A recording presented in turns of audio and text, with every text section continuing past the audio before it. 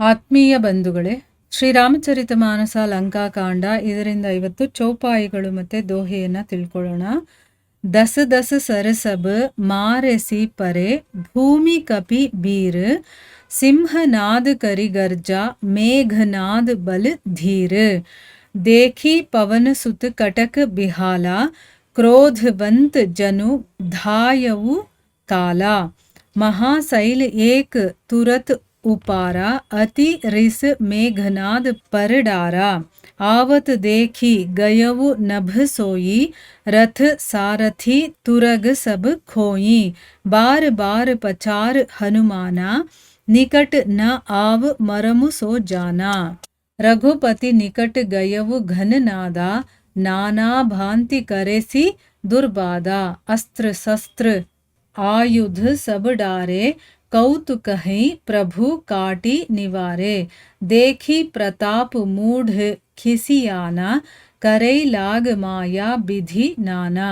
Jimmy कोवू करे गरुड़ से खेला डर पावೈ गही स्वल्प सपेला. ಇವು ಚೌಪಾಯಿಗಳು ಮತ್ತು ದೋಹೆ. ಈಗ ಇದರ ಅರ್ಥವನ್ನು ತಿಳ್ಕೊಳ್ಳೋದಕ್ಕೆ ಪ್ರಯತ್ನ ಮಾಡೋಣ. ಇಲ್ಲಿ ತುಳಸಿದಾಸರು ಹೇಳ್ತಾರೆ, ಮೇಘನಾಥ ಬಾಣಗಳ ಮಳೆನೇ ಸುರಿಸ್ತಾ ಇದ್ದಾನೆ. ಅದರಿಂದ ಏನಾಯ್ತು, ವಾನರರೆಲ್ಲ ಎಲ್ಲಿದ್ರು ಅಲ್ಲೇ ಸದ್ದಿಲ್ಲದೆ ಬೀಳೋದಕ್ಕೆ ಶುರುವಾಗ್ತಾರೆ. ಆಗ ಅಲ್ಲಿ ಆ ಮಹಾವೀರನನ್ನು ಎದುರಿಸುವಂಥವ್ರು ಯಾರೂ ಇರಲಿಲ್ಲ. ಮೇಘನಾಥ ಸಾಮಾನ್ಯ ಅಲ್ಲ, ಬಹಳ ವೀರ ಅವನು. ಅವನನ್ನು ಯಾರೂ ಸೋಲ್ಸೋದಕ್ಕಾಗೋದಿಲ್ಲ. ಸೊ ಅಷ್ಟು ಬಲಶಾಲಿ ಅವನು. ಸೊ ಅವನನ್ನು ಎದುರಿಸೋದಕ್ಕಲ್ಲಿ ಯಾರೂ ಇರಲಿಲ್ಲ.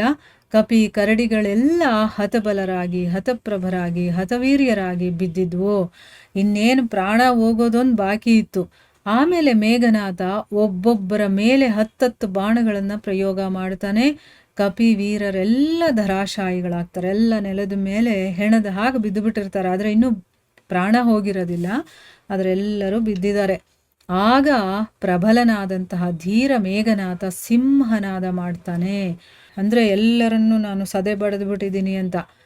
ಈಗ ವಾನರ ಸೇನೆಯೆಲ್ಲ ಈ ರೀತಿ ಕಂಗೆಟ್ಟು ದಿಕ್ಕಾಪಾಲಾಗ್ತಾ ಇರೋದನ್ನ ನೋಡಿ ಪವನಪುತ್ರ ಭಾರಿ ಸಿಟ್ಟು ಮಾಡಿಕೊಂಡು ಸಾಕ್ಷಾತ್ ಕಾಲನ ಹಾಗೆ ಶತ್ರು ಎಲ್ಲಿದ್ನೋ ಅಲ್ಲಿಗೆ ಓಡ್ ಬರ್ತಾನೆ.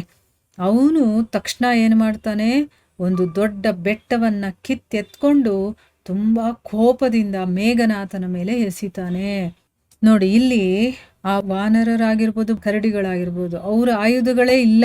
ಅವ್ರಿಗೇನು ಆಯುಧಗಳು ಅಂತಂದರೆ ಮರ, ಕಲ್ಲು, ಬಂಡೆ, ಪರ್ವತ ಇವೆ. ಆಯಿತಾ. ಅವನೇನು ಮಾಡ್ತಾನೆ, ಹನುಮಂತ ಒಂದು ದೊಡ್ಡ ಪರ್ವತವನ್ನು ಎತ್ತಿ ಮೇಘನಾಥನ ಮೇಲೆ ಎಸಿತಾನೆ.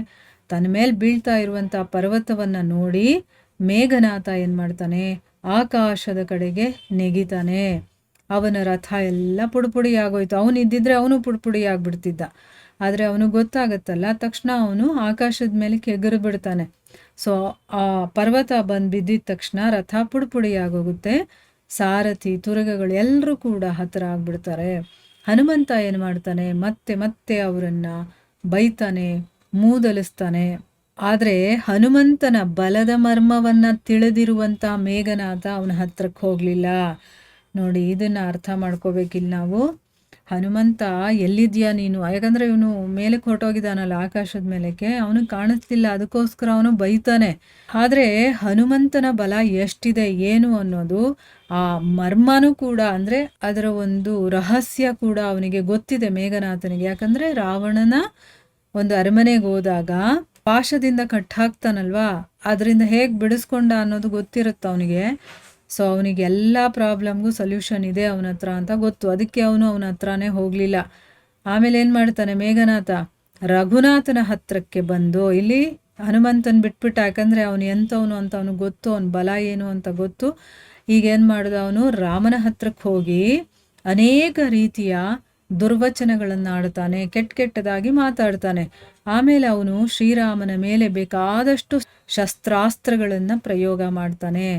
ಆದರೆ ಅವನು ಭಗವಂತ ಕೇಳಬೇಕಾ, ಲೀಲಾಜಾಲವಾಗಿ ಅದನ್ನು ಕತ್ತರಿಸಾಕ್ತಾನೆ. ಸುಮ್ಮನೆ ಅವನಿಗೊಂದು ಕಡ್ಡಿ ಬಂದ ಹಾಗೆ ಅದನ್ನೆಲ್ಲನೂ ಅವನು ಕತ್ತರಿಸ್ಬಿಡ್ತಾನೆ. ಶ್ರೀರಾಮನ ಬಲ ಪರಾಕ್ರಮವನ್ನು ನೋಡಿ ಆ ಮೂರ್ಖ ತುಂಬಾ ನಾಚಿಕೆ ಪಟ್ಕೊಂಡು ಅನೇಕ ರೀತಿಯ ಮಾಯೆಗಳನ್ನು ಒಡ್ತಾನೆ. ಈಗ ಧನಸ್ಸು ಬಾಣಗಳಿಂದ ಈ ಕೆಲಸ ಆಗೋದಿಲ್ಲ, ಯಾಕಂದರೆ ಇವನು ತುಂಬ ಬಲಶಾಲಿ. ಯಾಕಂದರೆ ಅವನಿಗೆ ಗೊತ್ತಿರೋದಿಲ್ಲ ರಾಮ ಹೇಗೆ ಏನು ಅಂತಂದ್ಬಿಟ್ಟು. ಈಗ ಅವನ ಒಂದು ಬಲವನ್ನು ನೋಡಿದ್ನಲ್ಲ, ಹೀಗೇನಾಯಿತು ಇವನಿಗೆ, ಇದರಿಂದ ಏನೂ ಆಗೋದಿಲ್ಲ, ಇವರಿಗೆ ಮಾಯೆ ಮಾಡಬೇಕು ಅಂತ. ಯಾಕಂದರೆ ರಾಕ್ಷಸರು ಮಾಯೆಯಲ್ಲಿ ಎತ್ತಿದ ಕೈ ಅಲ್ವಾ. ಅವನೇನು ಮಾಡ್ದ, ತನ್ನ ಮಾಯೆಯನ್ನು ಒಡ್ಡುತ್ತಾನೆ. ಅವನ ಪ್ರಯತ್ನ ಸಣ್ಣ ಹಾವಿನ ಮರಿಯನ್ನು ಹಿಡಿದು ಗರುಡನನ್ನು ಹೆದರಿಸಿ ಸರಸ ಆಡೋ ಥರ ಆಯಿತು ಅಂತ ಹೇಳ್ತಾ ಇದ್ದಾರೆ ಇಲ್ಲಿ ತುಳಸಿದಾಸರು. ಏನು ಅಂತಂದರೆ, ಈಗ ಮಾಯಾಪತಿ ಅವನು ಯಾರು, ರಾಮ. ಭಗವಂತ ಮಾಯಾಪತಿ ಅಲ್ವಾ. ಈ ಜುಜುಬಿ ಮಾಯೆಗೆಲ್ಲ ಅವನು ಹೆದರ್ಕೊಳ್ತಾನ ಅಥವಾ ಅವನಿಗೇನಾದರೂ ಡಿಫ್ರೆನ್ಸ್ ಆಗುತ್ತಾ? ಇಲ್ಲ. ಇದು ಹೇಗಿದೆ ಅಂತಂದರೆ, ಒಂದು ಚಿಕ್ಕ ಮಗು ಆಟ ಆಡ್ತಾ ಆಡ್ತಾ ತನ್ನ ತಂದೆಯ ಕಡೆಗೆ ಏನೋ ಒಂದು ಎಸೆಯೋದು, ಚೇಷ್ಟೆ ಮಾಡೋದು, ಈ ಥರ ಎಲ್ಲ ಮಾಡುತ್ತಲ್ಲ, ಒಡೆಯಕ್ಕೆ ಬರೋದು, ಆ ರೀತಿ ಇದೆ ನೋಡೋದಕ್ಕಿಲ್ಲಿ ಭಗವಂತನಿಗೆ. ಆ ಭಗವಂತನೇ ಮಾಯೆಯನ್ನು ಸೃಷ್ಟಿ ಮಾಡಿರುವಂಥವನು, ಅವನಿಗೆ ಮಾಯೆಯನ್ನು ಮಾಡಕ್ಕೆ ಹೋಗ್ತಾ ಇದ್ದಾನೆ. ಅದು ಹೇಗಿದೆ ಅಂತಂದರೆ, ಅವನು ಮಾಡಿದಂಥ ಪ್ರಯತ್ನ ಒಂದು ಸಣ್ಣ ಹಾವಿನ ಮರಿಯನ್ನು ಹಿಡ್ಕೊಂಡ್ಬಿಟ್ಟು ಗರುಡನಿಗೆ ಅದನ್ನು ತೋರಿಸಿ ಹೆದರಿಸಿ ಸರಸ ಆಡೋ ಥರ ಇತ್ತು ಅಂತ ಇಲ್ಲಿ ಹೇಳ್ತಾ ಇದ್ದಾರೆ ನೋಡಿ. ಒಂದು ಸಣ್ಣ ಹಾವಿನ ಮರಿ, ಅದು ದೊಡ್ಡದೂ ಅಲ್ಲ. ಗರುಡ ಹಾವನ್ನು ನೋಡಿ ಹೆದರ್ಕೊಳ್ಳುತ್ತಾ? ಇಲ್ಲ. ಆದರೆ ಸಣ್ಣ ಮರಿಯನ್ನು ಹಿಡ್ಕೊಂಡು ಅದನ್ನು ಗರುಡನಿಗೆ ತೋರಿಸಿ ಹೆದರಿಸೋ ಥರ ಹೆದರಿಸಿ ಇವರು ಸರಸ ಆಡಿದ್ರೆ ಹೇಗಿರುತ್ತೋ ಅದೇ ರೀತಿ ಇಲ್ಲಿ ಮಾಯಾಪತಿಯನ್ನು ಹೆದರಿಸೋದಕ್ಕೋಸ್ಕರ ಇವನು ಮಾಯೆಯನ್ನು ಮಾಡ್ತಿದ್ದಾನೆ. ಅದು ಆ ರೀತಿ ಕಾಣಿಸ್ತಾ ಇದೆ. ಮಾಯಾಪತಿಗೆ ಮಾಯೆಯನ್ನು ತೋರಿಸಿ ಭಯಪಡಿಸೋದಕ್ಕೆ ಹೋಗೋ ಥರ ಇದೆ ಅಂತಂದ್ಬಿಟ್ಟು ಇಲ್ಲಿ ತುಳಸಿದಾಸರು ಒಂದು ಉದಾಹರಣೆಯನ್ನು ಕೊಟ್ಟು ಹೇಳ್ತಾ ಇದ್ದಾರೆ. ಮುಂದುವರೆದೇನಾಗುತ್ತೆ ಅಂತಂದ್ಬಿಟ್ಟು ನಾವು ಮುಂದಿನ ಭಾಗದಲ್ಲಿ ತಿಳ್ಕೊಳ್ಳೋಣ. ಹರೇ ಕೃಷ್ಣ.